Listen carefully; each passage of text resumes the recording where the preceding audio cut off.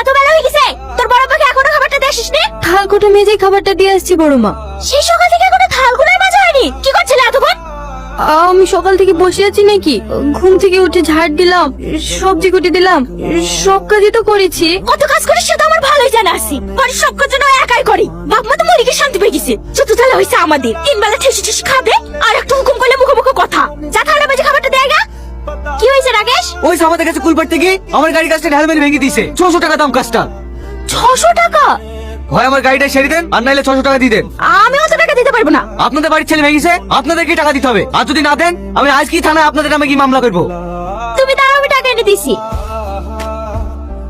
এখানে আয়। না আমি যাবো না, তুমি আমাকে মারবা। মারবো না, এখানে আয়। আমি ঢাল মেরেছি নাকি? তাহলে কে ঢাল মেরেছে? রমজান। তখন বললে না তুই ঢাল মারিস নি। আমার কথা শুনেছে নাকি? আমি কতবার করে বললো, আমার একটা কথা শুনলো না। তোকে কতবার করে বলি ওদের সাথে মিশবি নি। তুই তো জানিস আমাদের আপন বলতে কেউ নাই। কিছু করলে সব দোষ আমাদেরই হবে। আমি আর জীবনে কুল পাড়তে যাবো না। এখনো যাসনি? হ্যাঁ যাচ্ছি বড় মা, এক্ষুনি যাচ্ছি। আমিও তোমার সাথে যাবো বাবু। না না, তোকে যেতে হবে না, তুই বাড়িতেই থাক। আমি খাবারটা দিয়ে এক্ষুনি চলে আসবো। বাড়িতে গেলে বড় মা আমাকে মারবে, তুমি আমাকে নিয়ে চলো না। ঠিক আছে চ। বড় আব্বু, খাবার নিয়ে চলে এসছি। একটু পরে তো বাড়ি চলে যাবো। এত বেলা হয়ে গেছে, তুমি না খেয়ে থাকবা? তাই তোমার জন্য বড়মা খাবার পাঠিয়ে দিয়েছে। লাও, মুখ হাত পাটা ধুয়ে আগে খেয়ে লাও। রাজু, কি হয়েছে তোর গালে? ও কিছু হয়নি বাবা, খেলতে গিয়ে পড়ে গেছিল। তোর বড় মা তোকে মেরেছে তাই না? না না, বড় মা আমাকে মারবে কেন? বড় মা তো আমাকে অনেক ভালোবাসে। কত যে ভালোবাসে সে তো আমি নিজের চোখেই দেখতে পাই। তোদেরকে দুবেলা খেতে দেওয়ার লেগে সারাদিন কাজের লোকের মতো খাটিলাই। কিন্তু কি করবো বল, তোদের ওই কিছু বলতে গেলে সংসারে অশান্তি লেগে যায়।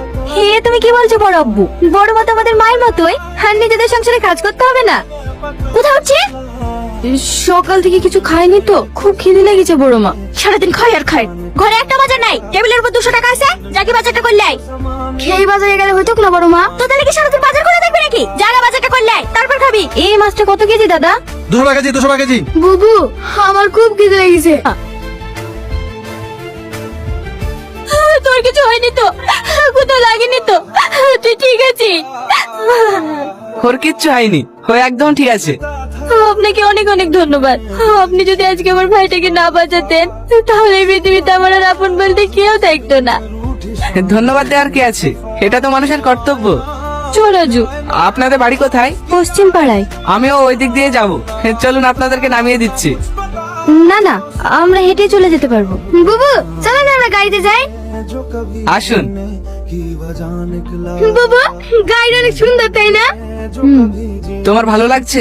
অনেক ভালো লাগছে। আমি বড় হয়ে এরকম একটা গাড়ি কিনে